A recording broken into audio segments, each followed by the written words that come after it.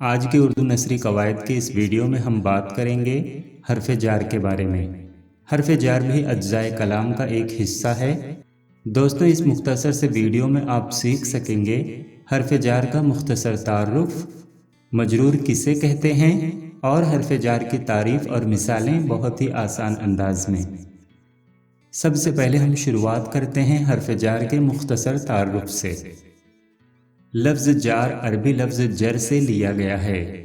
اس کے معنی ہے قریبی یا پڑوسی، اور حرف جار وہ حرف ہے جو اسم، ضمیر اور تمیز کے ساتھ یعنی بعد میں استعمال کیا جاتا ہے، اور ساتھ ہی یہ حرف اسم اور ضمیر کو فعل سے ملانے کا کام بھی کرتا ہے۔ چونکہ یہ حرف ایک قسم کا ربط پیدا کرتے ہیں، اس لیے حرف جار کو حرف ربط بھی کہا جاتا ہے۔ حرف جار سے پہلے آنے والے اسم وغیرہ مجرور کہلاتے ہیں۔ حرف جار کو انگلش میں پریپوزیشن کہتے ہیں۔ انگلش میں جس کا مطلب ہوتا ہے ایک چیز کا دوسری کسی چیز سے رشتہ ظاہر کرنا۔ صرف ان 3 مثالوں سے ہی آپ کو حروف جار کے بارے میں بہت ہی آسانی سے سمجھ میں آ جائے گا۔ پہلی مثال، عامر نے ساری روداد اپنے والد کو سنائی۔ اس جملے میں لفظ والد اسم ہے اور سنائی لفظ فعل ہے، اور لفظ کو اسم اور فعل کو ملانے کا کام کر رہا ہے۔ یا آپ یوں بھی سمجھ سکتے ہیں کہ حرف کو اسم اور فعل کے رشتے یا تعلق کو ظاہر کر رہا ہے، اس لیے اس جملے میں کو حرف جار ہے اور لفظ والد کو ہم مجرور کہیں گے۔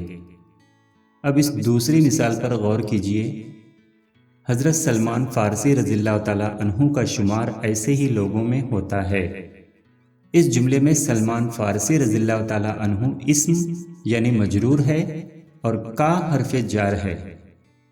اگلی مثال، اللہ تعالیٰ کے برگزیدہ بندے ہمیشہ حق کی تلاش میں سرگرداں رہتے ہیں۔ اس جملے میں اللہ تعالیٰ اسم ہے اور کے حرف جار ہے۔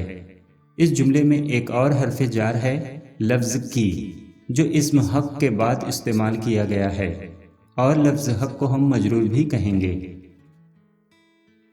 اب جانتے ہیں حرف جار کی تعریف بہت ہی آسان الفاظ میں۔ حرف جار کی تعریف، وہ حرف جو کسی اسم، ضمیر اور تمیز کو ملاتے ہیں انہیں حرف جار کہتے ہیں۔ آپ حرف جار کی تعریف اس طرح بھی بیان کر سکتے ہیں، وہ لفظ جو کسی اسم یا ضمیر کا کسی دوسرے سے رشتہ یا تعلق ظاہر کرے حرف جار کہلاتا ہے۔ دوستوں، امتحان میں حرف جار کے تعلق سے سوال اس انداز سے پوچھا جا سکتا ہے، مندرجہ ذیل جملوں میں حرف جار خط کشیدہ کیجیے، یا اس طرح سے بھی سوال آ سکتا ہے، دیے گئے جملوں میں سے حرف جار الگ کر کے لکھیے۔ پہلا سوال، میز پر کمپیوٹر رکھا ہے۔ اس جملے میں لفظ پر حرف جار ہے۔ دوسرا سوال، کتاب بیگ میں ہے۔ اس جملے میں لفظ میں حرف جار ہے۔ تیسرا سوال، وہ شام تک وہیں رہے۔ اس جملے میں لفظ تک حرف جار ہے۔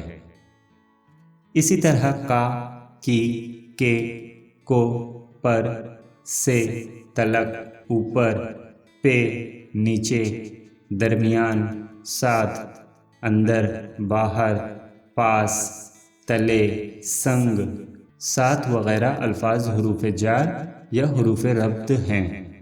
ان میں زیادہ تر الفاظ اضافی حالت کے ساتھ آتے ہیں، جیسے اس کے پاس، صندوق کے نیچے وغیرہ۔ شکریہ